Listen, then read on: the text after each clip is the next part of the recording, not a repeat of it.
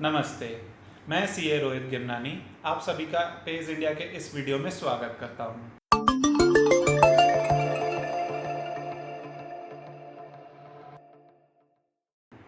आज हम बात करने वाले हैं एमएसएमईज़ के बारे में।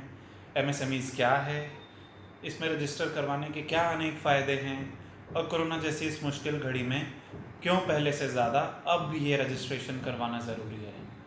इसमें कोई दो राय नहीं है कि एमएसएमईज़ को इंडियन इकोनॉमी की ग्रोथ के लिए बहुत ही महत्वपूर्ण माना गया है।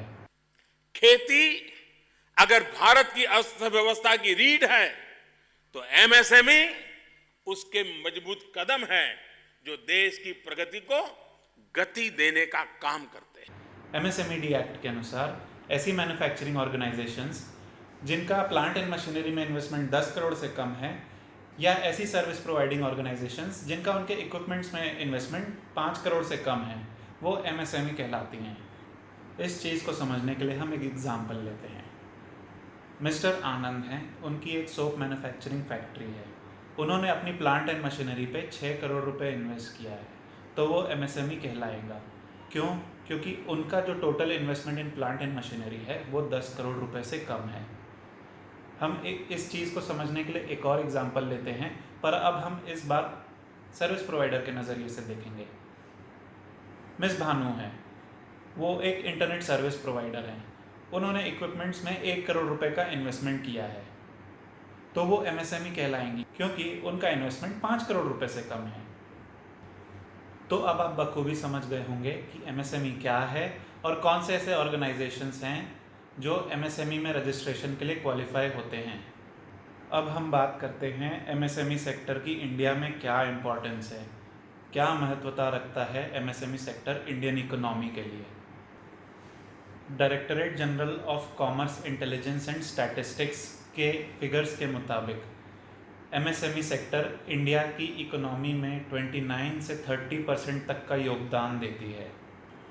तो आपने ये फिगर्स से अंदाज़ा लगा लिया होगा कि एमएसएमई इंडियन इकोनॉमी के लिए इतनी इम्पॉर्टेंट क्यों है। आज की सिचुएशन काफ़ी गंभीर है, जहाँ एक तरफ एमएसएमईज़ के सारे इनकम के सोर्स बंद हैं, वहीं दूसरी तरफ खर्चे हैं जो कि बेकाबू हैं। जहाँ एक तरफ कोई रेवेन्यू नहीं है एमएसएमई को, वहीं दूसरी तरफ हमारी ये मॉरल रिस्पॉन्सिबिलिटी बनती है कि हम अपने स्टाफ एंड वर्कर्स की सैलरी का ध्यान रखें और उनकी सैलरी में कोई कटौती ना करें। ऐसी सिचुएशन में ये स्वाभाविक बात है कि लॉकडाउन का अगर सबसे ज़्यादा नुकसान किसी को उठाना पड़ा है तो वो है एमएसएमई सेक्टर को। चिंता की बात तो है, लेकिन जहाँ एमएसएमई को एक तरफ बहुत नुकसान हो रहा है, वहीं गवर्नमेंट पूरी कोशिश कर रही है कि एमएसएमईज़ को हर पॉसिबल तरीके से सेफ गार्ड किया जाए। गवर्नमेंट ने काफ़ी रिलीफ दिए हैं एमएसएमई सेक्टर को, और ना सिर्फ लॉकडाउन के चलते बट इन जनरल भी गवर्नमेंट एमएसएमईज़ के सेफ गार्डिंग के हित में ही रहती है हमेशा, एंड इस चक्कर में काफ़ी सारे बेनिफिट्स भी देती है।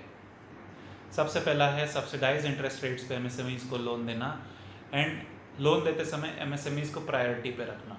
आरबीआई ने डायरेक्शंस दिए हुए हैं हर बैंक को कि अपने फंड्स का कुछ हिस्सा ईयरमार्क करके रखे एमएसएमईज़ को लोन देने के लिए, एंड वो लोन उन्हें सब्सिडाइज इंटरेस्ट रेट्स पे दिया जाए। इसका मतलब ये है कि बैंक रेट से कम इंटरेस्ट रेट पे एमएसएमईज़ को लोन प्रोवाइड किया जाए। दूसरा, और मेरे ख्याल से आप सभी इस पॉइंट से रिलेट कर पाएंगे, क्योंकि ये प्रॉब्लम एमएसएमई सेक्टर की आज की डेट में सबसे बड़ी प्रॉब्लम्स में से एक है, प्रोटेक्शन अगेंस्ट डिलेड पेमेंट्स।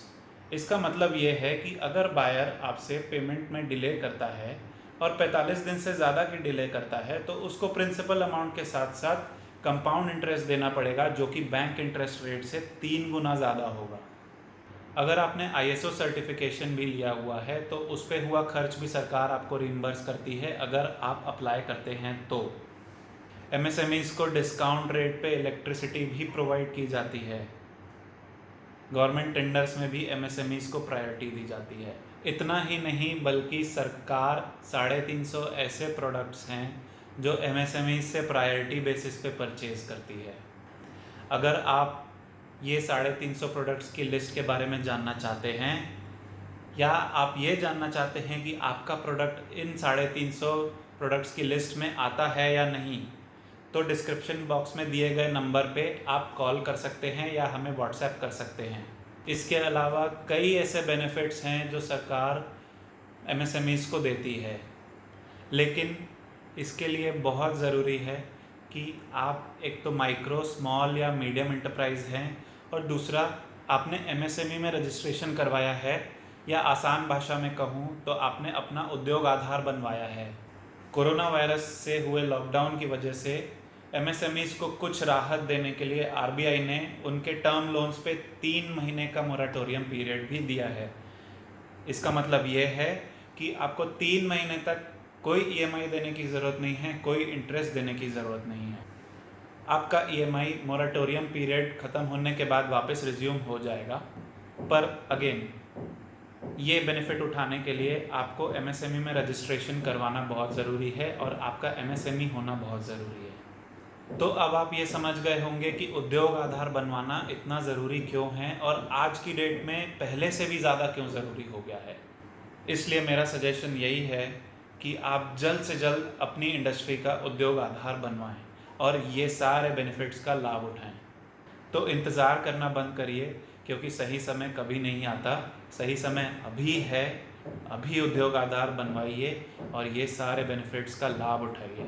अगर आपको ये वीडियो यूज़फुल लगा तो इस वीडियो को लाइक करें, पेज इंडिया के चैनल को सब्सक्राइब करें और बेल आइकन दबाना ना भूलें, ताकि आप हमारा एक भी वीडियो मिस ना करें।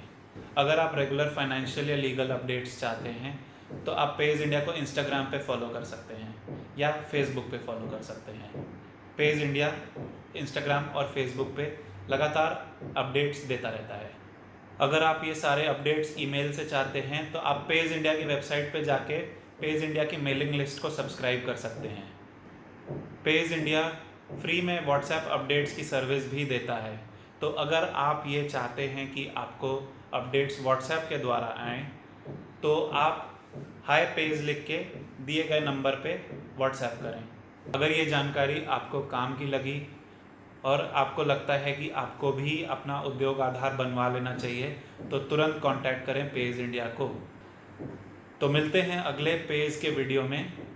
आशा करता हूँ आपका दिन शुभ रहे और आप इन सारे बेनिफिट्स का लाभ उठा सकें एमएसएमई में रजिस्टर करवा के।